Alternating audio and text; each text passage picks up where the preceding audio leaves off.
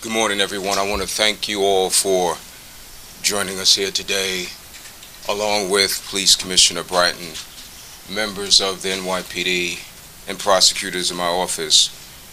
We're here today to announce a 76-count indictment of a violent street gang that's based in the Flatbush section of Brooklyn called Folk Nation, No Love City.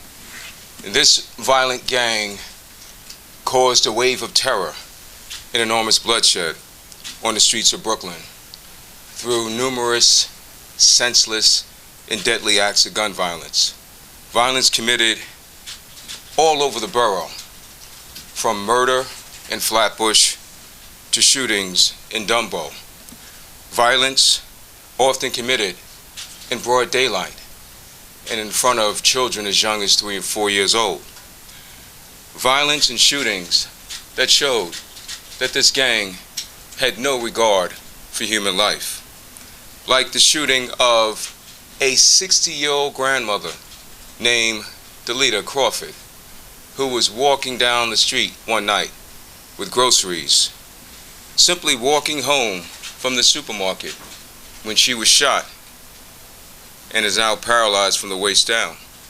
Or the shooting of another innocent man named Anthony Paulin, who was simply sitting in his courtyard one warm summer night on Coney Island Avenue when one of these gang members burst into the courtyard, opened fire, and shot Mr. Paulin right in his heart. The 18 men who have been indicted for committing these shootings, murder, and causing other mayhem on the streets of Brooklyn are reflected right on that board right there. They're 18 years old to 27 years old, and now face up to 25 years in prison. Now, in order to fully understand what the Folk Nation, No Love City is all about, you first have to understand what Folk Nation is all about. You see, Folk Nation is an alliance of gangs, and it started in the prisons in Chicago in the 70s. And is now spread throughout the country, including here in New York. Now, when I say it's an alliance, there are a bunch of gangs that unite under the banner of Folk Nation. And so we have here in Brooklyn, some call themselves No Love City. Some call themselves Gangster Disciples. And here in the city, unfortunately, Folk Nation is at war with various sects of the Crip street gang. Now, the Folk Nation, No Love City gang in Flatbush showed dominance of their geographical area by committing shootings, assaults, and murder. To enforce their dominance, they often directed their violence at rival gang members. Gangs that were based primarily in Canarsie. What they did was not just confined to Flatbush or Canarsie.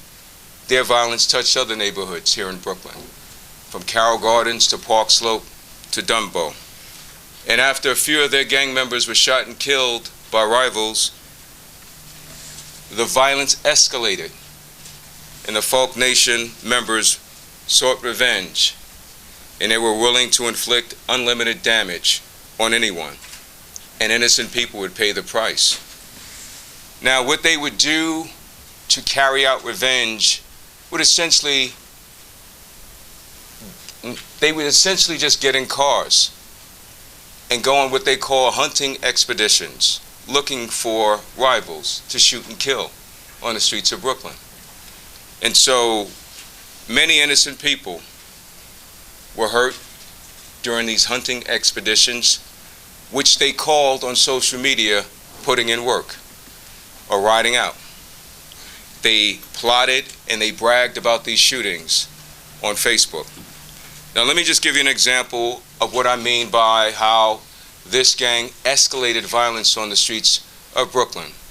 Back in October, one of their gang members went to California. His name was Richard James, also known as Moneybags. He went to California and he was standing in front of the Comedy Club on Sunset Strip in West Hollywood. And someone walked up to this young man and shot him in his face and executed him right there in front of the comedy club. The Folk Nation No Love City gang members back here in Brooklyn believe that their rivals in Canarsie were behind that hit. And so they plotted revenge. And they learned a few days later that a rapper named Meek Mill was filming a rap video at Gleason's Gym in Dumbo as part of this new movie Creed, as part of the soundtrack. And they were sending out Instagram pictures. And the members of Folk Nation No Love City can see their enemies were at that rap video shoot. And so they got in cars, several cars, armed with guns, rushed to Dumbo to do violence. And they drove around Water Street and Old Fulton waiting for their rivals to come outside. And when they came outside, an all-out gun battle erupted right on the streets of Dumbo, where these gangs were shooting at each other more than 10 times. Some of the gang members were hit.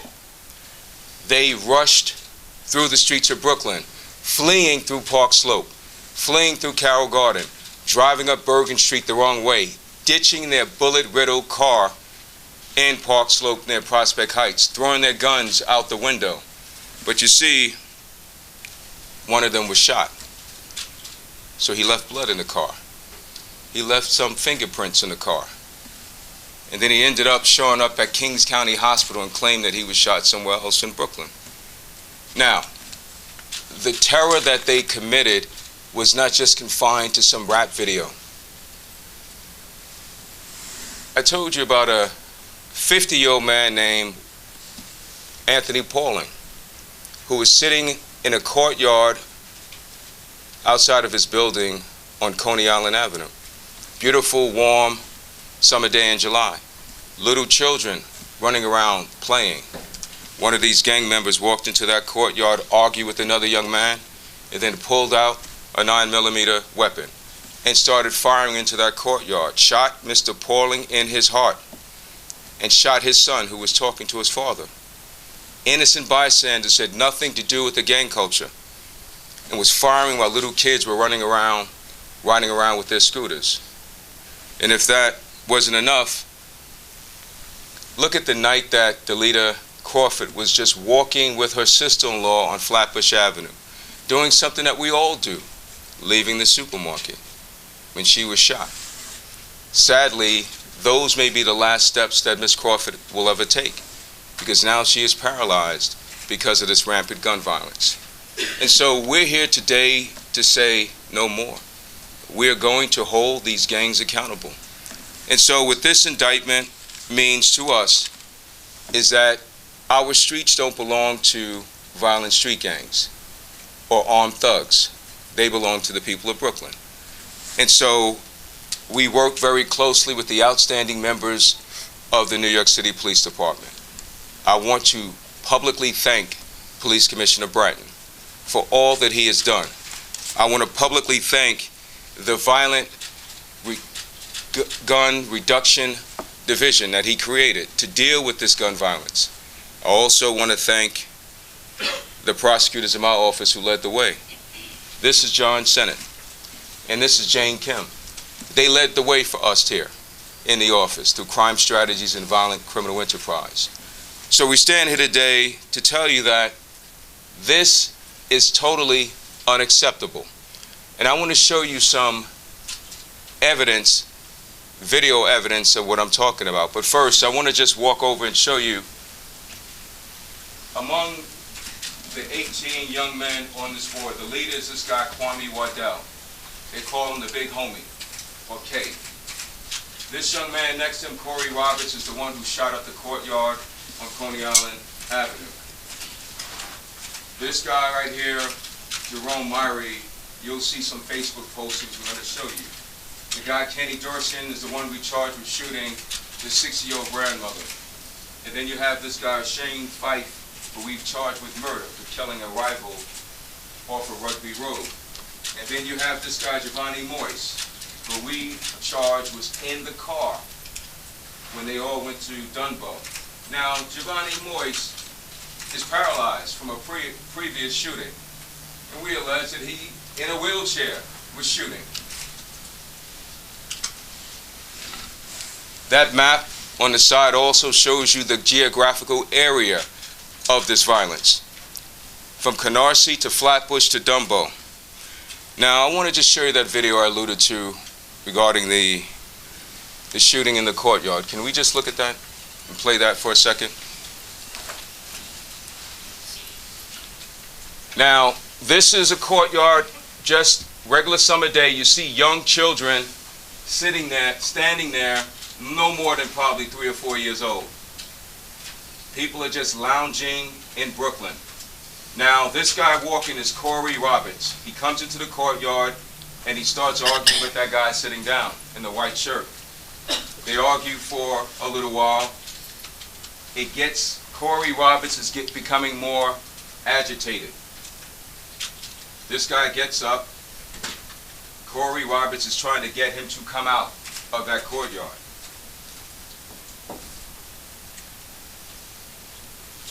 You'll see Corey Roberts walk away in a moment.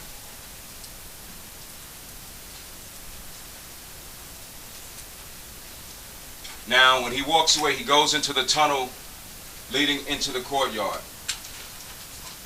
And you'll see a different vantage point. Now you see the camera at the tunnel. You see him walk, and then you see him, he's still arguing and screaming at the guy in the white shirt. Now this innocent guy is just walking by oblivious to what's going on.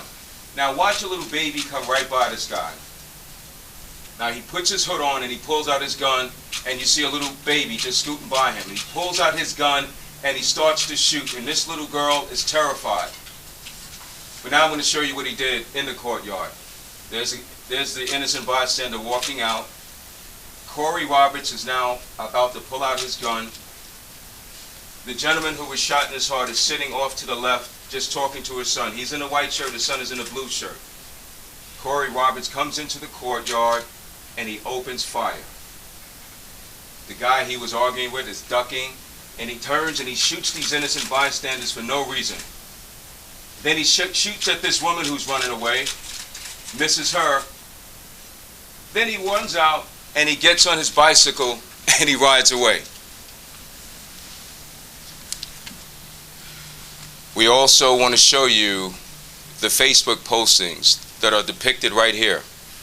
One of the gang members, Jerome Myrie, talks about how they wanted to shoot up a particular party.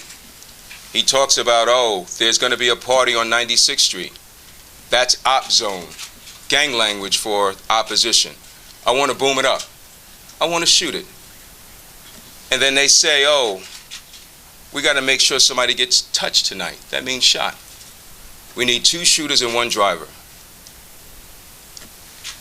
Later that night, they committed that shooting. 3 people were shot, 2 women and a man. So we're here today because we're determined to keep our streets safe for all. These thugs should not rule the day. We will ensure safety of all. I want to applaud the District Attorney, his office, in terms of their aggressive movement on not only this case, but another case that preceded this one. In July of 2014, there had been a surge of violence like this. And in response to it, District Attorney's focus, our focus, we created within the NYPD a task force, as we oftentimes do when we have a spike in crime, that one of the tried and true methods is to bring a task force to bear on it. Chief of Detectives Bob Boyce and Chief of Detectives for Brooklyn, Pat Connery, and Chief of the Brooklyn South Borough, Steve Powers, who are here to my right, designated Deputy Chief Essig, who is here, who's going to make a presentation in a moment, to head up that gun violence suppression task force. And they began to move very quickly on 2 gangs that were a significant part of this violence. This gang and another one that had been moved on earlier by the District Attorney. Because of the success of those 2 initiatives, working against 2 of the most vicious gangs in the city, that in January, last month, we established the Guns Violence Suppression Division. It is now a permanent part of the Detective Bureau under the direction of Chief Boyce, has about 140 detectives, and will be, with the precision police we've been talking about, working with district attorneys, not only here in Brooklyn, but elsewhere, Bronx, Queens, on going after these worst of the worst. So what we are saying to you is that we are united, the district attorneys, the police, criminal justice system, in precision focus on the worst of the worst, who are committing so much of the violence that creates so much fear and disturbance in these lives and so many injuries. On Tuesday, January 26th, members of the newly formed Gun Violence Suppression Division executed without incident 18 arrest warrants against the violent street gang known as Folk Nation, their subset, No Love City. As of today, 16 members have been taken into custody and all have been remanded in Rikers Island. This investigation was conducted by the Violent Reduction Task Force, led by Lieutenant Richard Zacharis and his lead investigator, Detective Kevin Muirhead, and is being prosecuted by John Sennett of the Brooklyn DA's office. With the arrests of these violent individuals, we feel that it will have a significant impact on our violence that has plagued these neighborhoods in the recent past. Thank you.